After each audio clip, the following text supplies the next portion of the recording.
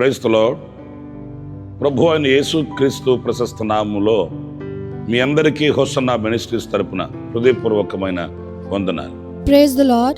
प्रभु यीशु मसीह के प्रशस्त नाम में आप सबको होसन्ना सेवकाई के तरफ से हार्दिक शुभकामनाएं हैं.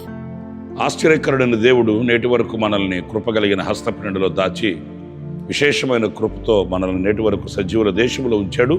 అందుకు మనం ఎంతైనా కృతజ్ఞులం.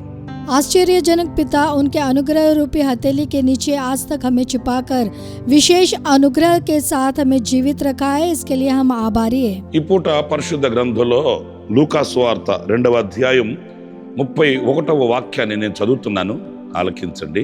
आज के दिन लूका सुसमाचार 2रा अध्याय 31वां वचन मैं पढ़ के सुनाऊंगा. आप सुनिए.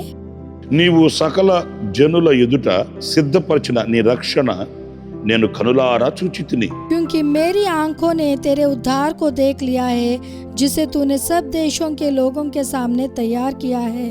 వృద్ధాప్యంలో ఉన్నటువంటి సిమియోను అనే ప్రవక్త నోట వచ్చిన మాట ఇప్పుడు చదివిన ఈ శ్రేష్టమైన మాట. शेमोन भविष्यद्वक्ता जो बुढ़ापे में था उसका कहा हुआ ये वचन है जो अभी हम पढ़े हैं. ఇక్కడ మనం ప్రత్యేకంగా గుర్తించవలసింది సిద్ధపరిచిన నీ రక్షణ. तैयार किया गया ये उद्धार के बारे में हमें प्रत्येक रीति से पहचानना है.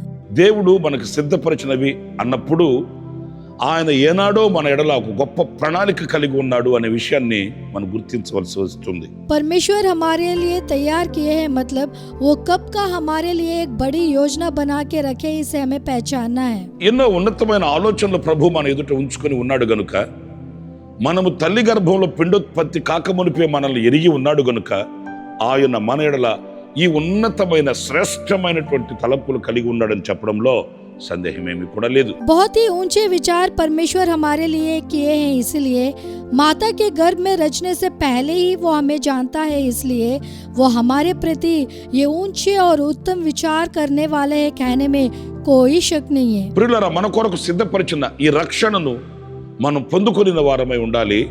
ఈ రక్షణ భాగ్యాన్ని మనం అనుభవించిన వారమై ఉండాలి. हे प्रियो, हमारे लिए तैयार किया गया इस उद्धार को हमें प्राप्त करना चाहिए.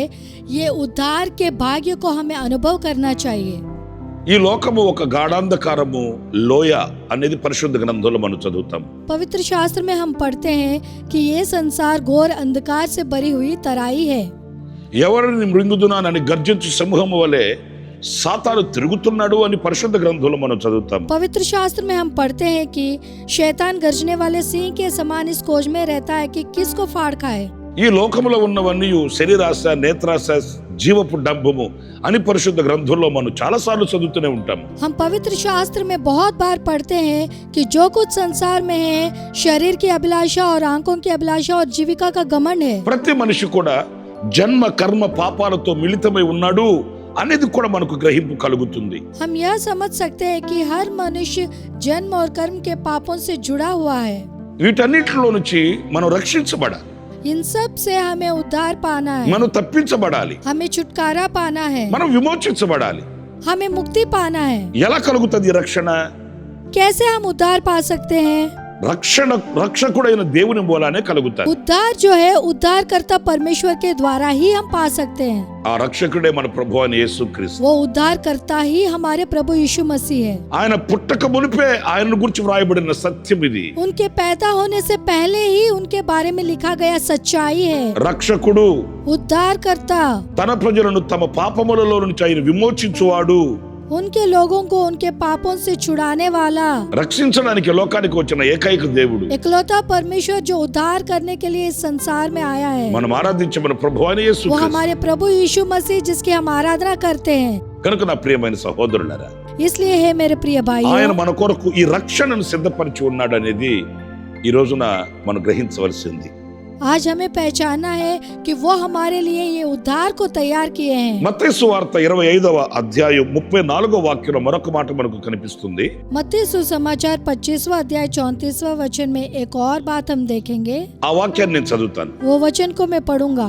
అప్పుడు రాజు తన కుడివైపున ఉన్న వారిని చూచి, నా తండ్రి చేత ఆశీర్వదింపబడిన వారులారా రండి, లోకము పుట్టినది మొదలుకొని మీ కొరకు సిద్ధపరచిన రాజ్యమును స్వతంత్రించుకొనుడి. तब राजा अपनी दाहिनी ओर वालों से कहेगा, हे मेरे पिता के धन्य लोगों, आओ उस राज्य के अधिकारी हो जाओ जो जगत के आदि से तुम्हारे लिए तैयार किया गया है। సిద్ధపరచిన రాజ్యమును స్వతంత్రించుకొనుడి అనే మాట మీరు గుర్తించాలి. तैयार किया गया उस राज्य के अधिकारी हो जाओ, इस वचन को हमें पहचानना है। తల్లిదండ్రులైన వాళ్ళు కొంచెం ఆస్తి ఖర్చు పెట్టవచ్చు, माता पिता हमारे लिए थोड़ा जायदाद इकट्ठा कर सकते हैं, ధనాన్ని మనకు ముట్టు చెప్పవచ్చు, धन दौलत हमें दे सकते हैं, వెండి బంగారాలు కూడా ఏదో అంతో ఎంతో మనకి ఇచ్చిపోవచ్చు. सोना चांदी भी थोड़ा बहुत हमें दे सकते हैं, అది కూడా ఈ లోకంలో. वो भी इस संसार में। కానీ దేవుని రాజ్యములో మనకు लेकिन परमेश्वर के राज्य में हमारे लिए స్థావరాన్ని ఏర్పరచడం అనేది శ్రేష్టమైన అనుభవం అండి. स्थायी स्थान स्थापित करना उत्तम बात है।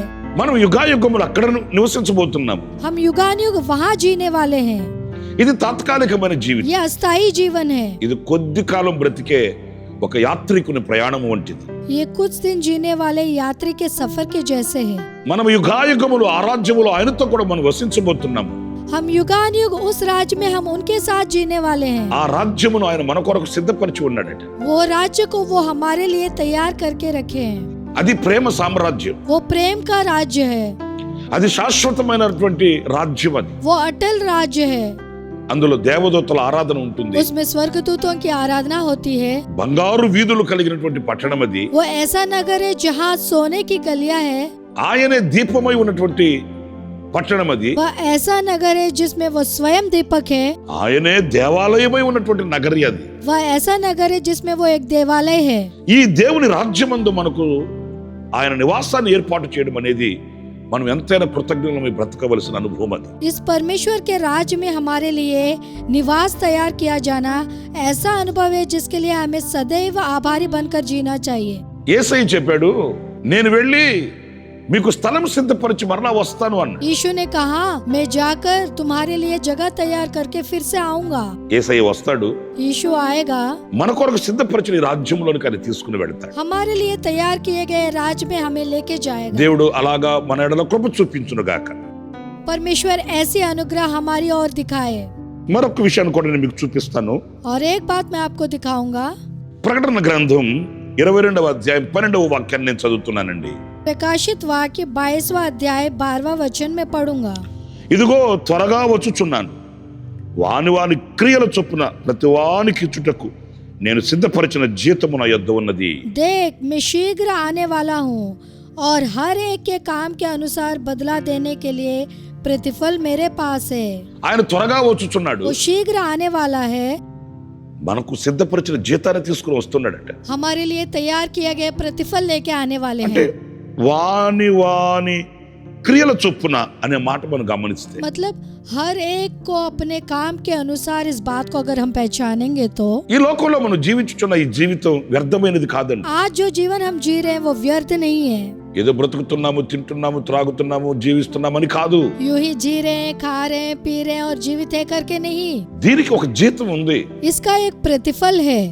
ఈ బ్రతుకునకు ఒక శ్రేష్టమైనటువంటి బహుమానం ఉంది. इस जीवन का एक उत्तम इनाम है। తప్పనిసరిగా మనకు అది అనుగ్రహిస్తాడు ఆయన. अवश्य वो हमें अनुग्रह करेंगे। ప్రభు కొరకు నిందలు అనుభవిస్తున్నామా?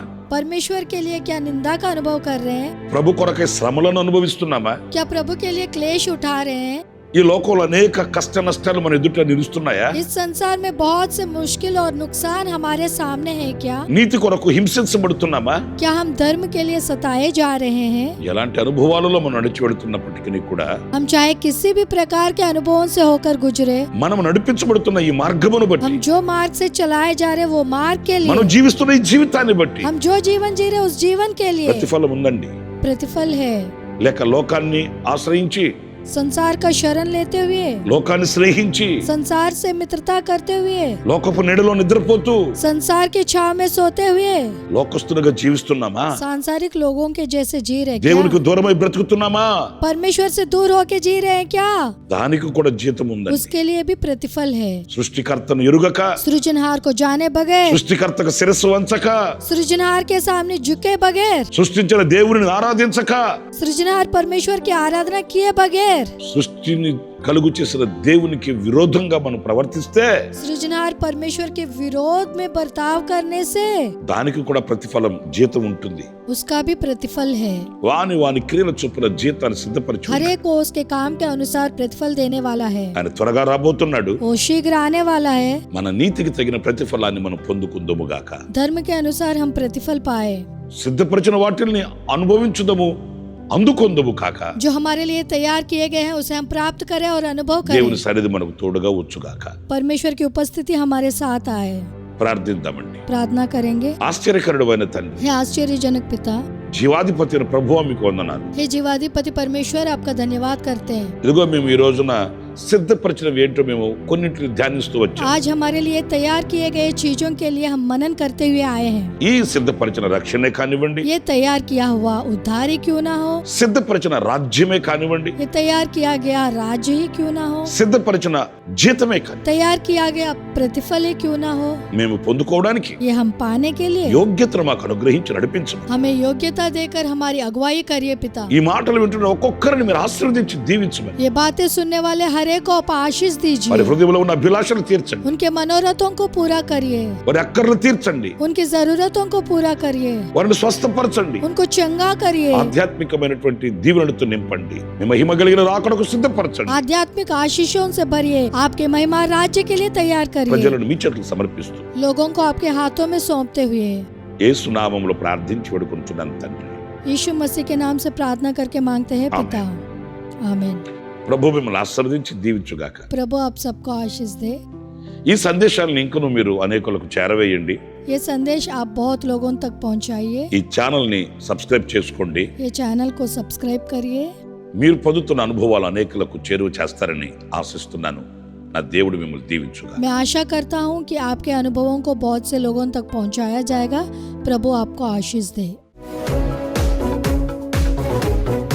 हर सोमवार ये अनुग्रह वचन संदेशों के लिए और बहुत से आत्म संबंधित संदेशों के लिए हमारे YouTube चैनल को सब्सक्राइब करिए। Pastor Ramesh Hosanna ministries.